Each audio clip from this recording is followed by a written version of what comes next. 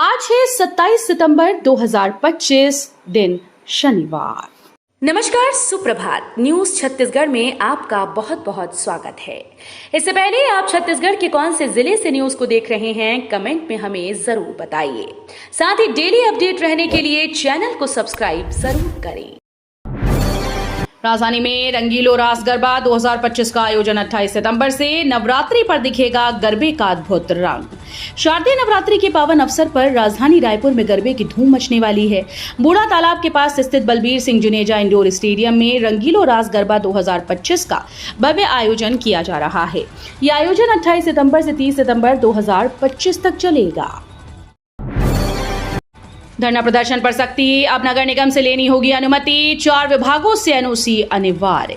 धरना प्रदर्शन, रैली या जुलूस निकालना अब आसान नहीं रहा। राज्य शासन ने नया आदेश जारी किया जिसके तहत अनुमति प्रक्रिया को और कड़ा कर दिया गया। लोग आवेदन लेकर निगम दफ्तर पहुंच रहे हैं, लेकिन बिना एनओसी उन्हें लौटा दिया जा रहा है। पहले धरना प्रदर्शन और जुलूस की अनुमति जिला प्रशासन से मिलती थी। अब राज्य शासन ने आदेश जारी कर यह अधिकार नगरीय निकायों को सौंप दिया है। रायपुर में 8 और 9 नवंबर को राष्ट्रीय सुपरक्रॉस चैंपियनशिप। राजधानी रायपुर में राष्ट्रीय सुपरक्रॉस और अंतर्राष्ट्रीय फ्री स्टाइल मोटोक्रॉस प्रतियोगिता होने जा रही है। ये कार्यक्रम में बूढ़ा तालाब स्थित आउटडोर स्टेडियम में 8 और 9 नवंबर को होगा। बीते 25 वर्षों से छत्तीसगढ़ में सक्रिय और FMSCI से एकमात्र मान्यता प्राप्त संस्था छत्तीसगढ़ मोटर स्पोर्ट्स एसोसिएशन देश के सबसे बड़े मोटर स्पोर्ट्स आयोजनों में से एक की मेजबानी करने जा रही है। शहर में 88.96 करोड़ की लागत से दौड़ेगा 4 लेन का सपना, इन मार्गों के लिए प्रस्ताव जारी। शहर की सबसे व्यस्त 4 सड़कों को जल्द 4 लेन में बदला जाएगा। इससे न सिर्फ यातायात व्यवस्थित होगा बल्कि आवाजाही भी बढ़ जाएगी। इन सड़कों को 4 लेन बनाने के लिए 88.96 करोड़ रुपए की मंजूरी दी गई। इस राशि से जेल तिराहा से बिनी माता चौक, महाराजा चौक से बोरसी, GE रोड से शहीद चौक और शहीद चौक से आईआबे चौक तक करीब 8.22 किलोमीटर 4 लेन सड़क बनाई जाएगी। छत्तीसगढ़ राष्ट्रीय सेमीकंडक्टर मिशन में निभाएगी अग्रणी भूमिका।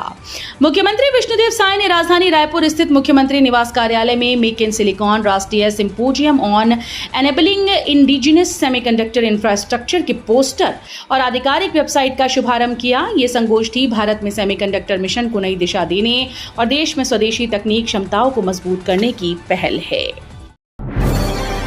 GST 2.0 के बाद घटे दाम, लेकिन दुकानदार अब भी वसूल रहे पुरानी MRP। वित्त मंत्री ने दी सख्त चेतावनी। देश भर में 22 सितंबर से लागू हुए GST 2.0 के तहत साबुन, शैम्पू, डिटर्जेंट, बल्ब, स्टेशनरी से लेकर दवाइयों और सीमेंट तक की कीमतों में GST दरें घटा दी गई। केंद्र सरकार का दावा है कि इससे आम जनता को महंगाई से बड़ी राहत मिलेगी, लेकिन जमीनी हकीकत इसके ठीक उलट दिख रही है। जल संचय में छत्तीसगढ़ को दूसरा स्थान, रायपुर निगम देश भर में नंबर 1 पर रहा। जल संरक्षण और सामुदायिक भागीदारी में छत्तीसगढ़ ने एक बार फिर से कमाल कर दिया। जल संचय जन भागीदारी 1.0 के परिणामों में राज्य ने राष्ट्रीय स्तर पर दूसरा स्थान हासिल किया। ये उपलब्धि केवल पुरस्कार नहीं बल्कि इस बात का प्रमाण है कि छत्तीसगढ़ ने पानी बचाने की दिशा में जनता और सरकार की साझेदारी से एक मिसाल कायम की है। छत्तीसगढ़ में ईडी का एक्शन, रायपुर और बिलासपुर में इन कारोबारियों के ठिकानों पर मारा छापा। छत्तीसगढ़ में ईडी एक्शन मोड में आ गई है। राजधानी रायपुर और बिलासपुर के बड़े कारोबारियों के ठिकानों पर ईडी की टीम ने छापा मारा, जहां जांच जारी है। सूत्रों के मुताबिक रियल एस्टेट और कारोबारी लेन देन में हुई संभावित अनियमितताओं और फंडिंग की जांच को लेकर ये कार्रवाई की गई। आशीष कौर के गीतों से गूंजेगी संस्कार धानी, 2 अक्टूबर को विजयादशमी महोत्सव में देंगी प्रस्तुति। राजनांदगांव में विजयादशमी पर्व के अवसर पर म्यूनिसिपल स्कूल मैदान में 2 अक्टूबर को भव्य आयोजन किया जाएगा। छत्तीसगढ़ जन महोत्सव समिति की ओर से आयोजित कार्यक्रम में मुंबई की आशीष कौर अपनी शानदार प्रस्तुति देने संस्कार धानी पहुंच रही हैं। आयोजन समिति ने कार्यक्रम को लेकर तैयारियां शुरू कर दी हैं। बिरला ओपन माइंड स्कूल पर 1 लाख का जुर्माना, किताबें, यूनिफॉर्म ज्यादा रेट में बेची। सरगुजा जिले के सरगवा में संचालित बिरला ओपन माइंड स्कूल पर डीईओ ने 1 लाख का जुर्माना लगाया। स्कूल की ऑनलाइन शिकायत एक अभिभावक ने सीधे पीएमओ की वेबसाइट पर की थी। सरगुजा डीईओ ने शिकायत की जांच कराई, जिसमें स्कूल प्रबंधन पर एक ही दुकान से महंगे दर पर किताब और ड्रेस महंगे दामों पर बेचने की पुष्टि हुई। युवा कांग्रेस में बड़ा फेरबदल, 60 से ज्यादा पदाधिकारियों की होगी छुट्टी। विधानसभा, लोकसभा और नगरीय निकाय चुनाव में मिली हार के बाद अब प्रदेश कांग्रेस के साथ साथ युवा कांग्रेस ने भी अपने संगठन में बदलाव की रणनीति तैयार कर ली। युवा कांग्रेस प्रदेश भर में अपने 60 से अधिक पदाधिकारियों को बदलने की तैयारी में है। इन्हें हटाने से पहले सभी को नोटिस जारी कर दिया गया है। अब जवाब के आधार पर कार्रवाई होगी। 25 लाख से ज्यादा लोगों के लिए खुशखबरी, नवा रायपुर से धमतरी के बीच फरवरी तक दौड़ सकती है यात्री ट्रेन।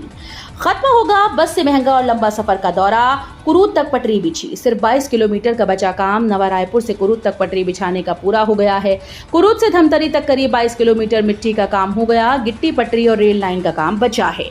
रेलवे फरवरी 2026 तक पटरी बिछाकर रेल चलाने का लक्ष्य रखा है। बलरामपुर में ग्रामीणों ने रोके 16 अवैध रेत ट्रैक्टर, प्रशासन की टीम देर से पहुंची।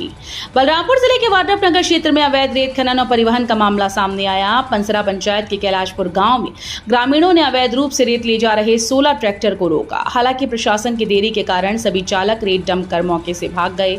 स्थानीय ग्रामीणों के मुताबिक कैलाशपुर स्थित नदी से रोजाना 100 से 150 ट्रैक्टर में अवैध रूप से रेत निकाली जा रही है। केंद्रीय वन पर्यावरण मंत्रालय ने रामगढ़ पर मांगी जांच रिपोर्ट। टीएस सिंहदेव ने रामगढ़ को बचाने भेजा था पत्र। ऐतिहासिक और पुरातात्विक महत्व के रामगढ़ पर्वत के संरक्षण को लेकर पूर्व डिप्टी सीएम टीएस सिंहदेव द्वारा भेजे गए पत्र के आधार पर केंद्रीय वन व पर्यावरण मंत्रालय के महानिदेशक ने छत्तीसगढ़ के फॉरेस्ट सेक्रेटरी से रामगढ़ पर्वत की स्थिति की जांच कर रिपोर्ट मांगी है। छत्तीसगढ़ राज्य निर्वाचन आयोग अंतर्राष्ट्रीय अवार्ड के लिए हुआ नामांकित। छत्तीसगढ़ राज्य निर्वाचन आयोग स्थानीय निकायों के चुनाव में उत्कृष्ट प्रबंधन के लिए अंतर्राष्ट्रीय स्तर पर अवार्ड के लिए नामांकित हुआ। आयोग को संयुक्त राष्ट्र लोक प्रशासन नेटवर्क की शोध संस्था international centre for parliamentary studies ICPS द्वारा अवार्ड के लिए नामांकित किया गया। आयोग के द्वारा नगर पालिका और त्रिस्तरीय पंचायत चुनाव एक साथ संपन्न कराए जाने पर चुनाव प्रबंधन को उत्कृष्ट उपलब्धि मानते हुए संबंधित श्रेणी में पुरस्कार के लिए नामांकित किया गया है। शराब कंपनीज तक नहीं पहुंच सकी आबकारी घोटाले की जांच, अब भी सप्लाई जारी। शराब घोटाले में ईडी और EOW की जांच भी सवालों के घेरे में आने लगी है। हाईकोर्ट ने 3 महीने में जांच प्रक्रिया पूरी करने के निर्देश दिए। दूसरी तरफ सच्चाई ये है कि जिन 8 डिस्टिलरीज की पाइपलाइन से पूरे शराब घोटाले में भ्रष्टाचार का विस्तार हुआ, उन सभी आरोपितों से एक बार भी पूछताछ तक नहीं हो सकी। महत्वपूर्ण तथ्य ये भी है कि पूर्ववर्ती कांग्रेस सरकार के कार्यकाल में शराब सिंडिकेट के साथ मिलकर खेल करने वाले वर्तमान में भी शराब मुख्य आपूर्ति करता है। दिव्यांगजनों के कल्याण के नाम पर हुए करोड़ों के कथित घोटाले, होगी CBI जांच। छत्तीसगढ़ में दिव्यांगजनों के कल्याण के नाम पर हुए 1000 करोड़ रुपए के कथित घोटाले के मामले में छत्तीसगढ़ उच्च न्यायालय ने CBI जांच के आदेश दिए। आरोप है कि छत्तीसगढ़ में दिव्यांगजनों के कल्याण के लिए स्टेट रिसोर्स सेंटर और पुनर्वास केंद्रों में फर्जी कर्मचारियों के नाम पर वेतन निकाला गया। RTI कार्यकर्ता ने की शिकायत, दिल्ली से मिले निर्देश, NH 930 की जांच करने पहुंची टीम। RTI कार्यकर्ता की केंद्रीय मंत्रालय से की गई शिकायत पर 133 करोड़ की लागत से झलमला से शेरपार तक 37.28 किलोमीटर सड़क की जांच करने टीम पहुंची थी। टीम गुरुवार देर रात तक दर्जनों जगह कोर कटिंग कर सड़क की मोटाई और गुणवत्ता की जांच करने के साथ अपने साथ सैंपल ले गई। नेशनल हाईवे 930 के उक्त हिस्से की गुणवत्ता की जांच करने पहुंची टीम में अभियंता SS मांझी, कार्यपालन अभियंता बिलासपुर नीतीश तिवारी, बलौदाबाजार SDO SK सूर्यवंशी, प्रयोगशाला प्रभारी अभिजीत सोनी, स्थानीय NH के SDO सब इंजीनियर के अलावा ठेकेदार शामिल थे। कोंडागांव में स्वस्थ नारी सशक्त परिवार अभियान, महिलाओं और किशोरियों को स्वास्थ्य के प्रति किया जा रहा जागरूक। कोंडागांव जिले में मुख्य चिकित्सा और स्वास्थ्य अधिकारी डॉक्टर RK चतुर्वेदी के मार्गदर्शन में स्वस्थ नारी सशक्त परिवार अभियान चलाया जा रहा है।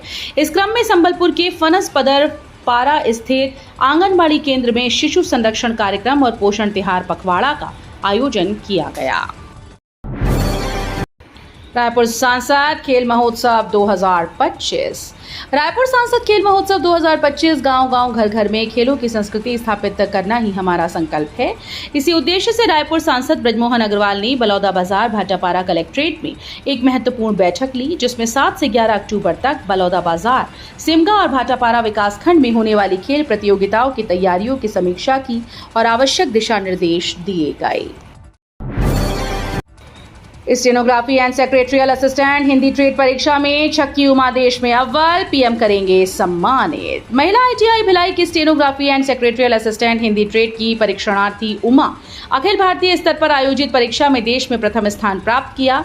भारत के कौशल विकास एवं उद्यमशीलता मंत्रालय के द्वारा 24 सितंबर 2025 को विभिन्न ट्रेड्स में प्रथम स्थान प्राप्त करने वाले 35 प्रशिक्षणार्थियों की सूची जारी की।